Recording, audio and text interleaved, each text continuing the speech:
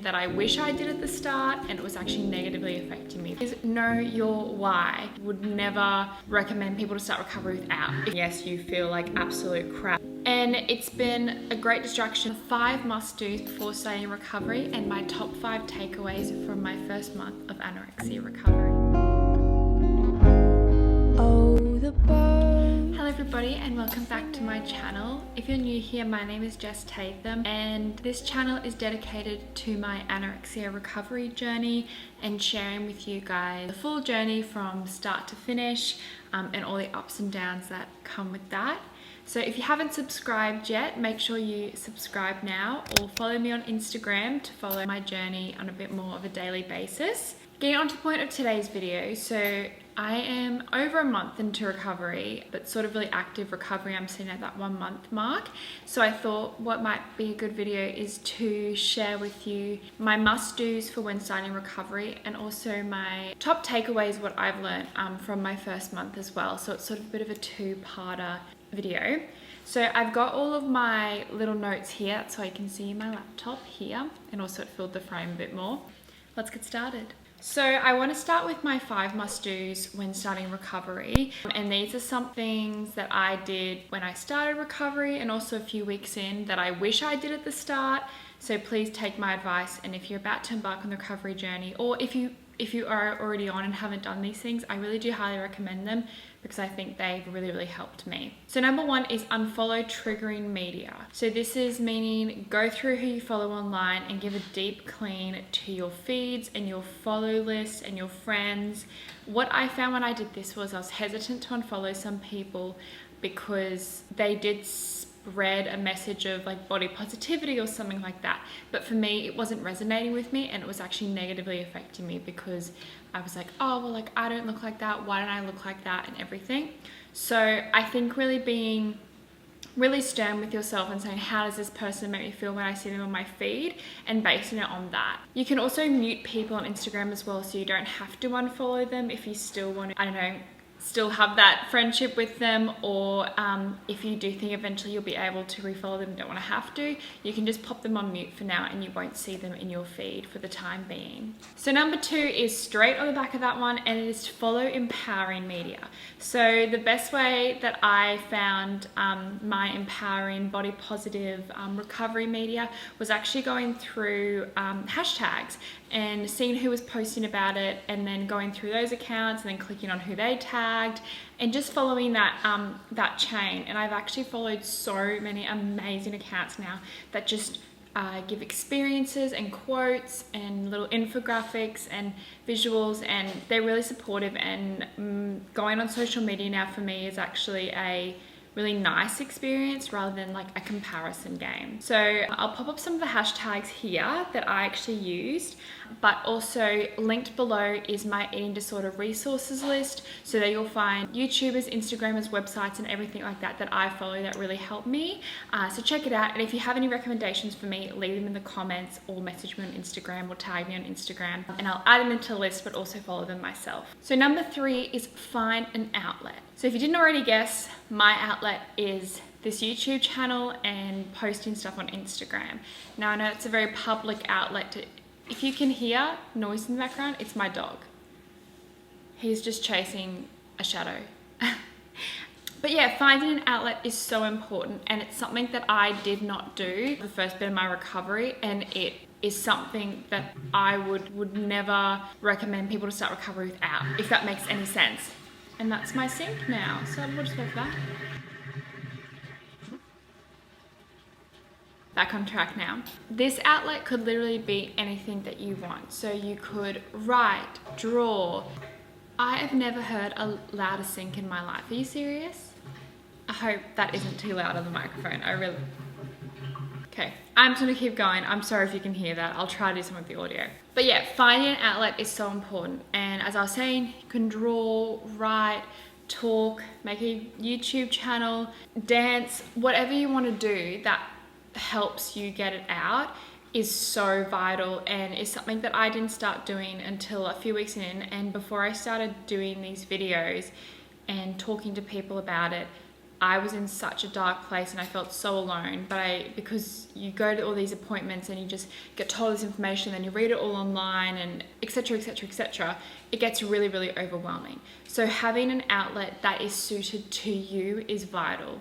So yeah, finding your passion in that. So don't make your outlet a chore, make it something that you look forward to doing. Like I really look forward to editing videos. I look forward to like editing photos for Instagram and everything like that. So that's a really important one as well. Number 4 is sort of similar to what I was just talking about, but it was a little bit different. It's to pursue something new. Now, having an outlet, when I say that, I more mean to talk about what's going on, whereas finding something new to get stuck into is more of a distraction. So for me, my mum and I have actually just started embroidery, which is something I never thought I'd be doing, but it's really fun and it allows us to sit down, and we've been doing this thing where we've been like watching all these old like 80s, 90s, early 2000s movies, and we've just been sitting there watching them and doing embroidery.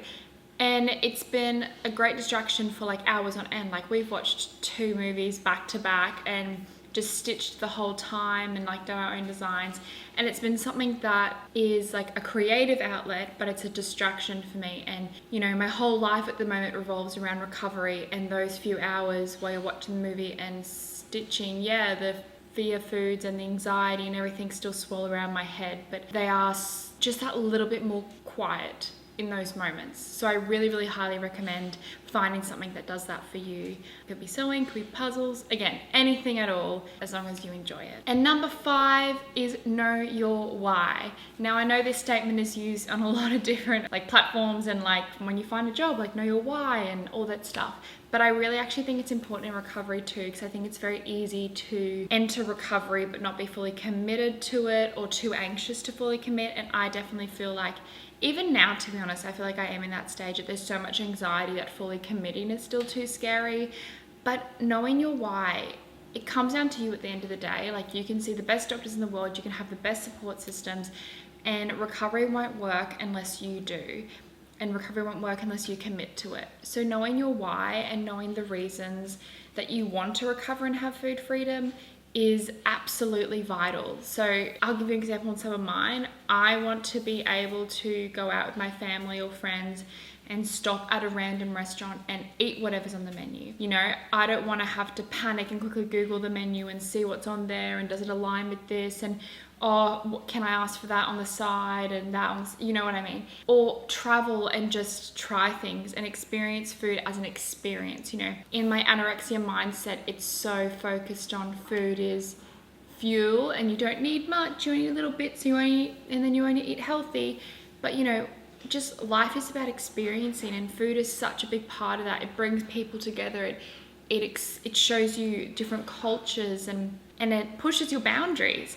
So I think knowing your why is vital, and I'm excited to be able to do those things. And I know that's that pot of gold at the end of, I say rainbow, but recovery is no rainbow, but I think you get what I mean. It's probably like the most worthwhile prize in the world to work towards. So setting your why, and also continually reminding yourself that, like in the hard moments, I just really try to think, why am I doing this? What do I want to gain from this? And you know, there's so much more to gain from recovery and the challenges that puts you through than sitting back in your ED and listening to those voices. Like I've never gotten any happiness from my ED, but I'm going to get happiness from recovery. So reminding myself of that continually is really, really helpful. Okay, so that is my 5 must-dos when starting recovery. And now we're going to quickly jump over to my top 5 takeaways from my first month and a bit of recovery as well. I don't know why my sink is so loud. Hopefully that'll stop now. Anyway, I don't want to scare anybody with these, but I do want to be open and honest and set you up for the best chance of succeeding. And I think knowing the good, the bad, and the ugly is really vital for that. So number 1 is that it is harder than expected. I've spoken about this in a lot of my vlogs. If you haven't watched any of my vlogs, check them out because it really gives an insight into what the daily life of recovery is like. But it really is harder than expected. I thought once I had a diagnosis, I'd be, okay, cool, let's start eating 6 meals a day and gain weight and we'll be out of here. No, that's not the case at all. The physical, the emotional, the mental is so wholly like overwhelming that it really is hard, and every day, every hour, to be honest, is different. Every meal is different. I can go into a meal really confident and then absolutely end up in tears in a couple minutes. So just know it's harder than expected. But again, that links back to knowing your why and being able to work through that. Number 2, IBS and mood side effects are real. All my doctors warned me about this, but I didn't actually realize how much they could increase of what I was already experiencing, especially in my first few weeks. Even now, but like I noticed like the most significant change. IBS, bloating, stomach pains, bowel movements difference. If you want to know about all that sort of stuff, check out this vlog here because that'll teach you some interesting information that I've been going through with all that. But also with that, the mood changes. I really did feel so sad and isolated, and I still do. Like I'm not going to say like I'm through my first month, I'm great now. I'm not. I'm still anxious, I'm still sad. But being prepared for that every day and being prepared for unexpected mood changes to then be able to deal with that.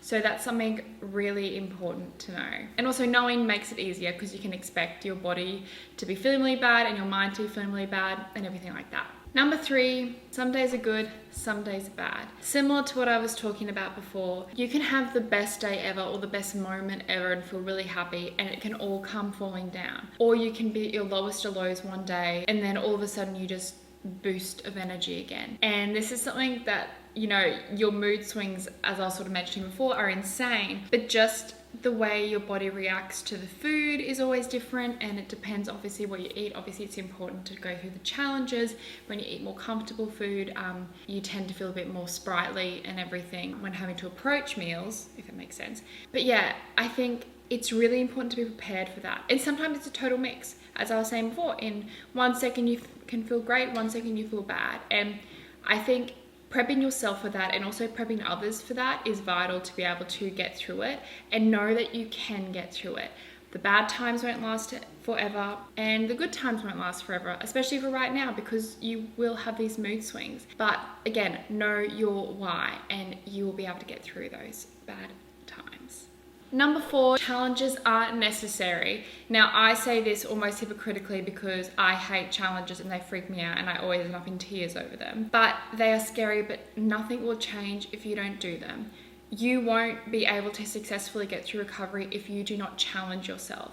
Now, these include food challenges, facing your fear foods and everything like that, but it's also mental challenges. So pushing away those outlandish thoughts, talking back to that evil voice in your head and being like, no, that's not right. I disagree. I will have this extra portion and everything like that. Yeah, so challenging yourself physically and mentally in those capacities, I guess is the right word there, is vital for recovery, and it is really hard. And yes, you feel like absolute crap after some of the food challenges, and I know I do. And it can throw off your whole day of eating, it really can, and sometimes they seem counterintuitive.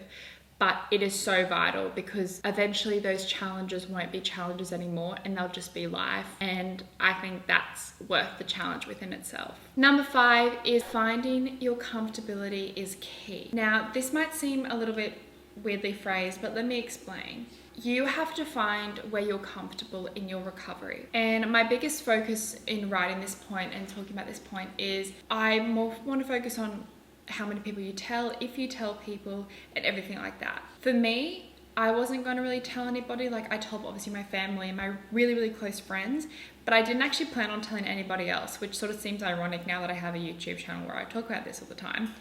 But it's because at first I didn't think I needed that.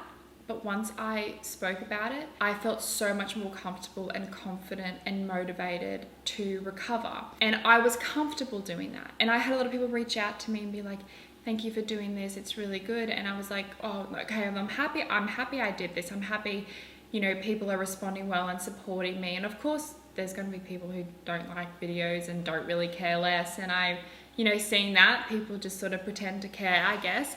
But that's not what I'm doing it for. I don't need everybody's attention, but I feel comfortable in sharing my story. If you don't, that is totally fine, but that is up to you. You have to feel comfortable in your recovery because it is about you. No matter what other people think, you have to ensure that they know to respect where your limitations lie in that. So just keep that in mind, because it's really important, because you don't want to overwhelm yourself with people, too many people knowing if you don't want them to, or too little people knowing and you feel really isolated. When I put out my story online, I had some people message me that I knew so well who have suffered with things like this, and I had no clue, and that gave me comfort as well, being able to talk to them and hear their experiences and go through this together. But if you don't feel comfortable with that, that's fine. Identifying that is really vital and something that massively helped me. So it's just something to keep in mind. So that concludes today's video. Thank you so much for watching. I hope you got something out of this, whether it just be entertainment or actual education on recovery and the early stages of recovery. Thank you so much for watching. Your support honestly means so much, and you watching this video has really enabled me to push through my recovery and give me an outlet, give me something creative to do, a nice distraction, but also to give me that comfort that I was talking about earlier in the video, and allow me to feel less isolated and more connected to people out there going through similar things or not. So I hope everybody's staying safe at the moment. Thank you again so much for watching. Don't forget to like, subscribe, and comment below if you liked this video, if you didn't, if you want to see any specific videos from specific videos from me, or if you have any recommendations or questions at all. I'm always available on YouTube or on Instagram at Jess Tatham as well. So thank you again for watching, and I will see you in another video very soon. Goodbye.